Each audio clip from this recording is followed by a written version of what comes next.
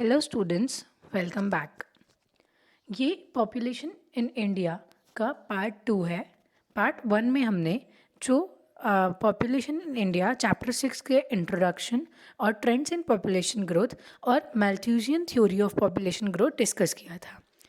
इस लेक्चर में हम थ्योरी ऑफ डेमोग्राफिक ट्रांजिशन को डिस्कस करेंगे। ठीक है, तो स्टार्ट करते हैं।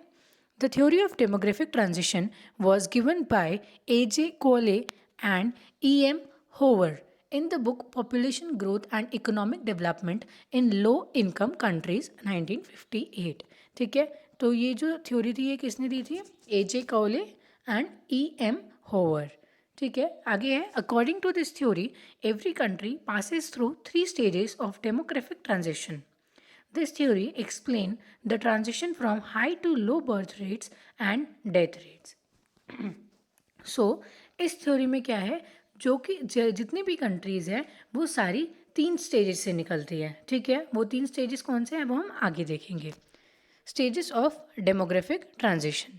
सबसे पहला फर्स्ट स्टेज यानी कि low growth of population. The theory shows a three-stage relationship between economic development and population growth। ये जो थ्योरी है वो क्या दिखाती है?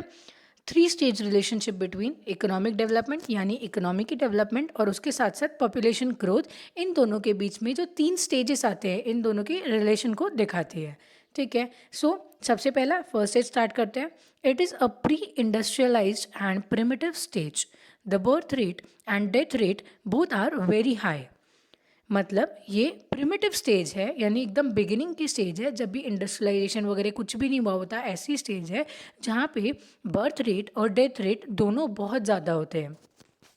All under developed countries have pass through this stage. जितनी भी अंडर डेवलप्ड कंट्रीज है वो इस स्टेज से निकल रही हैं या फिर निकल चुकी हैं। Social and economic conditions such as mass literacy, superstitions, mass poverty, orthodoxy, lack of medical facilities, spread of epidemics, etc., led to low growth of population. Before 1921, India was in the first stage of demographic transition। 1921 से पहले India first stage में थी। इस stage में क्या होता है? Death rate भी हाई होता है, बर्थ रेट भी हाई होता है। ठीक है, तो पॉपुलेशन की ग्रोथ कैसी होती है? लो होती है, क्योंकि जितने लोग इस दुनिया में आ रहे हैं उतने ही लोग इस दुनिया से जा भी रहे हैं, क्योंकि दोनों रेट्स हाई है। मेडिकल फैसिलिटीज़ नहीं थी उस टाइम पे, बर्थ कंट्रोल या फिर कुछ ऐसी स्कीम्स, ऐसा कुछ भी नहीं था, प्लानिंग नहीं थी, और जो मेडिकल फैसिलिटीज़ थी वो भी कम थी। इस वजह से डेथ रेट्स भी ज़्यादा थे और बर्थ रेट्स भी ज़्यादा थे। दोनों ज़्यादा होने की वजह से क्या था? लो ग्रोथ ऑफ पॉपुलेशन बोलते हैं, और वो कौन सा स्टेज होता है? फर्स्ट स्टेज होता है। ठीक है, आगे बढ़ते हैं। सेकेंड स्टेज यानी कि high growth of population. Introduction of industrialization and beginning of the process of economic development is the indicator of second stage। मतलब जब इंडस्ट्रियलाइजेशन शुरू हो रही होती है और उसके साथ साथ इकोनॉमिक डेवलपमेंट हो रहा होता है, तो वो किस चीज़ की निशानी होती है? सेकेंड स्टेज की। Due to economic development death rate started falling rapidly but the birth rate continue to remain high. क्या हुआ? जो डेथ रेट था इकोनॉमिक डेवलपमेंट की वजह से, जो डेथ रेट था उसने तो धीरे धीरे कम होना शुरू कर दिया, फिर वो बहुत तेज़ी से कम होने लगा, लेकिन बर्थ रेट अभी भी कंट्रोल में नहीं था, बर्थ रेट बढ़ता ही जा रहा था। यानी कि अब क्या होगा? पॉपुलेशन एक्सप्लोजन, यानी बहुत ज़्यादा पॉपुलेशन। क्यों? क्योंकि बर्थ रेट अभी तक कंट्रोल में नहीं है, बर्थ रेट बढ़ता जा रहा है, वो जैसा था वैसा का वैसा ही है, लेकिन जो डेथ रेट है वो नई नई मेडिकल फैसिलिटीज़ की वजह से, इकोनॉमिक डेवलपमेंट की वजह से, उन सब चीज़ों की वजह से क्या हुआ? डेथ रेट तेज़ी से नीचे आने लगा, और फिर उसकी वजह से क्या होगा? Population explosion. All developing countries including India are in the second stage of demographic transition. India is on the verge of entering into third stage. India अब धीरे धीरे थर्ड स्टेज की तरफ जा रही है। थर्ड स्टेज क्या है वो हम आगे देखेंगे। ठीक है, थर्ड स्टेज लो और stable population. Rapid industrialization and urbanization result in the spread of education and consciousness about standard of living।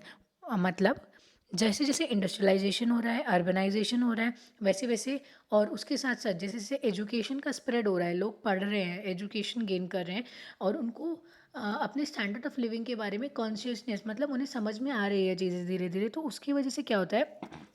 जो बर्थ रेट है और डेथ रेट है दोनों धीरे धीरे डिक्लाइन होने लग जाते हैं।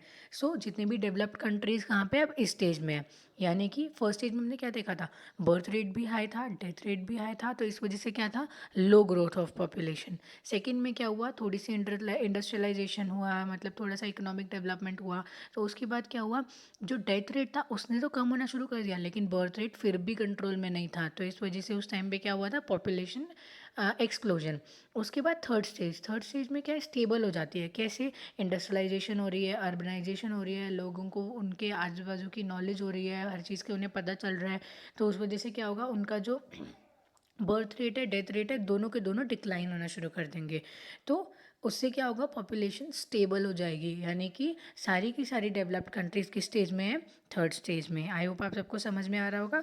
आगे एक टेबल देखते हैं, बर्थ रेट और डेथ रेट इन इंडिया से रिलेटेड। ठीक है, 1901 में बर्थ रेट कितना था, 49.2, और डेथ रेट कितना था, 42.6, यानी कि दोनों के दोनों कैसे थे, हाई थे। उसके बाद धीरे धीरे धीरे आगे देखो, यहाँ पे डेथ रेट ने डिक्लाइन होना शुरू किया है। ठीक है, डेथ रेट डिक्लाइन ही होता जा रहा है। और बर्थ रेट यहाँ पे अगर आप देखोगे तो यहाँ पे बर्थ रेट अभी भी इंक्रीज था, लेकिन अब वो भी धीरे धीरे क्या हो रहा है, कंट्रोल में आ रहा है। ठीक है, तो अब आपको समझ में आ रहा है कि हम कैसे थर्ड स्टेज में जाने वाले हैं। थर्ड स्टेज में जाने का रीज़न यही है कि हमारा डेथ रेट और बर्थ रेट दोनों एक साथ या फिर कंट्रोल में आ रहा है। ठीक है, आगे देखते हैं, इसी के ऊपर बेस्ड एक ग्राफ है। ठीक है, ये बर्थ रेट है, आप देख सकते हो यहाँ पे बर्थ रेट भी डिक्लाइन हो रहा है और यहाँ पे डेथ रेट भी। यहाँ पे एक पॉइंट था जहाँ पे डेथ रेट बहुत हाई था, और उसके बाद वो धीरे धीरे अब डिक्लाइन होना शुरू हो चुका है। ठीक है, आगे देखते हैं क्या है, पॉपुलेशन एक्सप्लोजन इन इंडिया।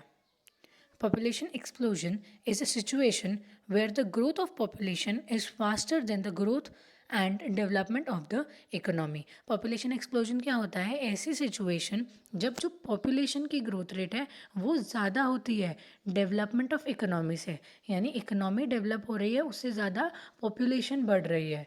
ठीक है, सो इंडिया में पॉपुलेशन का रीज़न क्या है, high birth rate and low death rate, यानी कि बर्थ रेट हाई है और डेथ रेट कैसा है, लो, यानी कि जितने लोग आ रहे हैं, हमने बर्थ रेट और डेथ रेट ये दोनों कॉन्सेप्ट देखे थे, पर 1000 पीपल पर ईयर, उसमें से एक, यानी कि 1 पर 1000 in a given period of time, that is 1 year. ठीक है, तो बर्थ रेट कैसा है, हाई है, और डेथ रेट कैसा है, लो है। तो इस वजह से क्या होता है, पॉपुलेशन एक्सप्लोजन। ठीक है, अब हम आगे पढ़ेंगे causes of high birth rate. सबसे बड़ा कॉज है illiteracy. The percentage of illiterates in the country is reasonably high. The attitude of illiterate people towards marriage and childbirth has remained rigid. Low level of literacy among females is also responsible for a high birth rate. यानी कि अभी भी India में illiterates की percentage जो है वो reasonably high है। ठीक है, और उनका जो एटीट्यूड टुवर्ड्स मैरिज या फिर चाइल्ड बर्थ, उसकी तरफ जो उनका एटीट्यूड होता है वो रिजिड होता है, वो चेंज नहीं होता। जो जैसे पुरानी सोच, मतलब उसी तरीके से वो अपना एटीट्यूड अभी भी कैरी करते हैं अबाउट मैरिज और चाइल्ड बर्थ के लिए। तो इस वजह से जो बर्थ रेट है वो उस केस में हाई रहते हैं। Low level of literacy among females, यानी कि फीमेल्स में भी अगर लिटरेसी की लेवल कम है या फिर वो लोग भी अभी पूरी तरीके से नहीं पढ़ लिख पाए, तो ये भी हाई बर्थ रेट का एक बहुत बड़ा रीज़न है। ठीक है, next, universalization of marriage. In India, marriage is considered as both religious and social obligation. India में शादी ये रिलीजियस भी और एक सोशल ऑब्लिगेशन है। Even with the spread of education, the attitude of people towards marriage remains unchanged at large. Even education के spread होने के बाद भी लोगों का जो मैरिज की तरफ एटीट्यूड है वो अभी भी चेंज नहीं हुआ है, अभी भी वो उसी तरीके का है। ठीक है, आगे देखते हैं age of marriage. In India, the legal age of marriage is relatively lower compared to other countries. बाकी कंट्रीज़ के हिसाब से देखा जाए तो इंडिया में जो लीगल एज है मैरिज की वो अभी भी कम ही है, जैसे कि 18 for females and 21 for males. Low age of marriage has also resulted in a high birth rate. ठीक है, ये भी एक रीज़न है। उसके बाद है प्रेफरेंस फॉर मेल चाइल्ड। ठीक है, many Indian parents are opting to continue having children until they have a son or desired number of sons. This is known as son meta preference. यानी कि अभी भी इंडियन पेरेंट्स जो हैं, ऐसे बहुत सारे इंडियन पेरेंट्स हैं, वो तब तक चिल्ड्रंस उनको चाहिए होते हैं जब तक उनको लड़का या फिर सन ना हो, या फिर जब तक डिज़ायर्ड नंबर ऑफ सन्स ना मिले। तो इसे क्या कहते हैं, सन मेटा प्रेफरेंस। ठीक है, उसके बाद है joint family system. There is no individual financial responsibility in a joint family, hence existence of joint family is also responsible for high birth rate in India. यानी कि जब हम एक न्यूक्लियर फैमिली में रहते हैं तो इकोनॉमिक मतलब जो पैसों से रिलेटेड रिस्पॉन्सिबिलिटी या फिर फाइनेंशियल रिस्पॉन्सिबिलिटी होती है वो सिर्फ एक इंसान के ऊपर होती है, या फिर वर्किंग इंसान या फिर वर्किंग वुमेन के ऊपर होती है। तो उस टाइम पे वो अपने जो खर्चे हैं उन्हें कम करने के लिए या फिर उन्हें कंट्रोल में रखने के लिए वो लोग बर्थ रेट के ऊपर भी ध्यान देते हैं। लेकिन in case of joint family किसी एक इंसान के ऊपर फाइनेंशियल रिस्पॉन्सिबिलिटी नहीं होती, वो सब लोग मिलकर फाइनेंशियल रिस्पॉन्सिबिलिटी लेते हैं। तो इस वजह से उन्हें उतना फ़र्क नहीं पड़ता कि कितने हैं घर में किड्स या फिर कितने और होने चाहिए। सो वो उस तरीके की प्लानिंग यहाँ पे मिसिंग होती है। तो इस वजह से ये भी एक रीज़न है हाई बर्थ रेट का। उसके बाद है dependence on agriculture. Indian agriculture is driven by man power. India में अभी भी एग्रीकल्चर जो है होती है वो मैन पावर यानी कि लोगों की मदद से होती है। ठीक है, सो उन्हें लगता है कि जितने ज़्यादा बच्चे होंगे उतनी ज़्यादा उन्हें लेबर फोर्स घर में ही अवेलेबल हो जाएगी एग्रीकल्चर वर्क के लिए। ठीक है, आगे है wide spread poverty. Poor people prefer large families because they feel that more children means greater economic support. गरीबी इतनी ज़्यादा है कि उन लोगों को ऐसा लगता है कि जितनी बड़ी फैमिली होगी, जितने ज़्यादा बच्चे होंगे, उतने ही उन लोगों को इकोनॉमिक सपोर्ट उन बच्चों की मदद से मिल पाएगा। यानी कि वो जितना काम करेंगे उससे भी कुछ ना कुछ इनकम ज़रूर मिल जाएगी। ठीक है, lack of awareness about family welfare services. Most of the people are ignorant about the availability of various means and techniques of family planning. यानी कि फैमिली वेलफेयर सर्विसेज की जो प्रॉपर इन्फॉर्मेशन है वही बहुत सारे लोगों के पास नहीं है। ठीक है, उन्हें जितने भी फैमिली प्लानिंग के टेक्निक्स है, ये सारी चीज़ों की अभी तक पूरी तरह से नॉलेज ही नहीं है। तो इस वजह से भी ये क्या है, एक हाई बर्थ रेट होने का रीज़न है। आप सबको समझ में आ रहा है ना, हम हाई बर्थ रेट और लो डेथ रेट क्यों पढ़ रहे हैं? क्योंकि this is the reason of population explosion. तो उनके पीछे क्या रीजंस है ये देखने के लिए अभी हमने क्या देखा, causes of high birth rate. ठीक है, आगे देखते हैं कुछ चीज़ें, जैसे कि फर्स्ट है under population. Natural resources exceed the population growth. यानी कि नेचुरल रिसोर्सेज ज़्यादा है और पॉपुलेशन ग्रोथ कम है। ओवर पॉपुलेशन मतलब पॉपुलेशन ग्रोथ ज़्यादा है और नेचुरल रिसोर्सेज उसके मुकाबले में कम है। और ऑप्टिमम पॉपुलेशन क्या होती है, there is a balance between population growth and availability of natural resources. हमने माल्थ्यूजियन थ्योरी में देखा था कि वहाँ पे फूड सप्लाई और पॉपुलेशन के बारे में हमने पढ़ा था। यानी कि जो पॉपुलेशन है वो जीपी यानी ज्योमेट्रिक प्रोग्रेशन में बढ़ रही है, और जो फूड सप्लाई यानी कि नेचुरल रिसोर्स एक तरीके से वो एपी में बढ़ रही है। तो जब पॉपुलेशन ज़्यादा है और रिसोर्सेज कम है तो वो क्या होती है, ओवर पॉपुलेशन। लेकिन जब पॉपुलेशन कम है और रिसोर्सेज ज़्यादा है वो क्या होता है, अंडर पॉपुलेशन। लेकिन जब दोनों के बीच में बैलेंस होता है तो उसे क्या कहते हैं, ऑप्टिमम पॉपुलेशन। ठीक है, आगे चलते हैं causes of low death rate. सबसे पहला है improvement in medical and health facilities. Due to widespread increase in medical and health facilities, epidemics like plague, cholera, malaria, smallpox, TB, etc. have almost been eradicated. जैसे जैसे medical facilities, health facilities बहुत ही ज़्यादा, medical science बहुत ही ज़्यादा आगे बढ़ती जा रही है, उसी के साथ जो बीमारियां हैं, एपिडेमिक्स है, जो एकदम फैलने वाली बीमारियां, वो सब क्या हो रही है, या तो कंट्रोल में आ चुकी है या फिर एकदम ख़त्म ही हो चुकी है। ठीक है, तो ये एक रीज़न है लो डेथ रेट का। उसके बाद है decline in maternal mortality rate.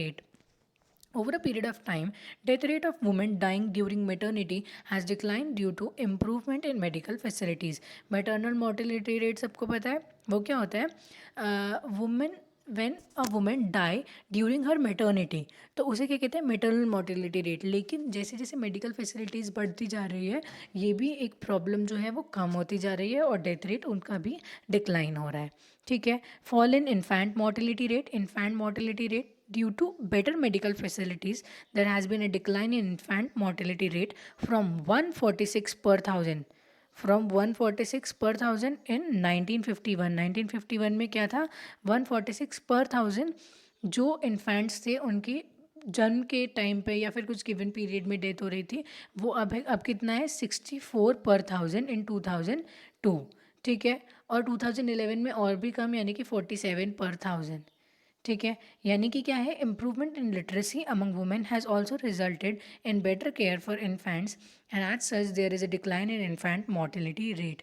यानी कि जैसे जैसे वुमेंस को नॉलेज, वुमेंस की नॉलेज इंक्रीज़ हो रही है या फिर उनके अंदर एजुकेशन का स्प्रेड हो रहा है और उन्हें पता है कि किस तरीके से इन्फेंट्स की केयर करनी है, प्रॉपर केयर करनी है बदलते वेदर में, बदलते एनवायरनमेंट में, एटमॉस्फेयर में, तो उन सब चीज़ों की वजह से भी क्या हो रहा है, इन्फेंट मोर्टिलिटी रेट कहीं ना कहीं कम होता जा रहा है।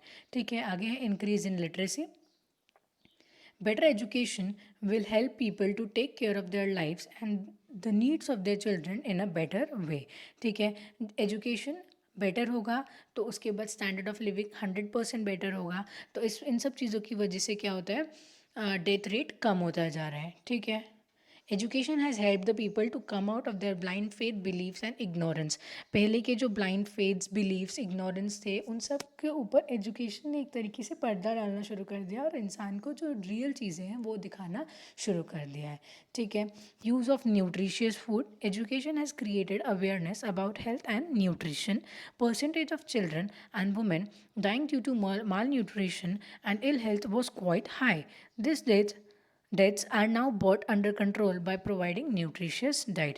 न्यूट्रिशियस डाइट यानी कि जो इंसान को अच्छी हेल्थ के लिए ज़रूरत होती है, ऐसा जो डाइट पहले क्या था, मतलब पॉपुलेशन एक्सप्लोजन या फिर पॉपुलेशन ज़्यादा होने की वजह से फूड सप्लाई हर किसी तक नहीं पहुंच पाती थी, तो उन लोगों का भूखा रहना, माल न्यूट्रिशन, इन सब चीज़ों की वजह से भी डेथ रेट्स हाई थे। लेकिन अब न्यूट्रिशियस फूड्स गवर्नमेंट स्कूल्स में पहुंचाते हैं बच्चों का जो टिफ़िन वगैरह, इन सब चीज़ों से, या फिर उन लोगों को जो राशन का मिलता है, उनका महीने का जो भी है, स्टूडेंट्स का जो गवर्नमेंट स्कूल्स में स्टडी कर रहे हैं, तो उन सब मीडियम्स की वजह से गवर्नमेंट ने भी एक तरीके से न्यूट्रिशियस फूड बच्चों तक पहुंचाना शुरू किया है। और जैसे जैसे लोगों का स्टैंडर्ड ऑफ लिविंग बढ़ रहा है, वो लोग भी इन सब चीज़ों पे ध्यान देते हैं। तो इस वजह से जो माल न्यूट्रिशन या फिर इल हेल्थ डेथ होते थे, वो सब भी कंट्रोल में आ चुके हैं। ठीक है, आगे है disaster management. The national disaster Management Authority (NDMA) was constituted in 2005. This helps to mitigate all types of disasters, thereby reducing the loss of lives. ठीक है, पहले क्या होता था, डिज़ास्टर्स या फिर जैसे बाढ़ वगैरह आ गई या फिर भूकंप वगैरह आया, तो उसकी वजह से जो डेथ रेट्स थे वो हाई होते थे।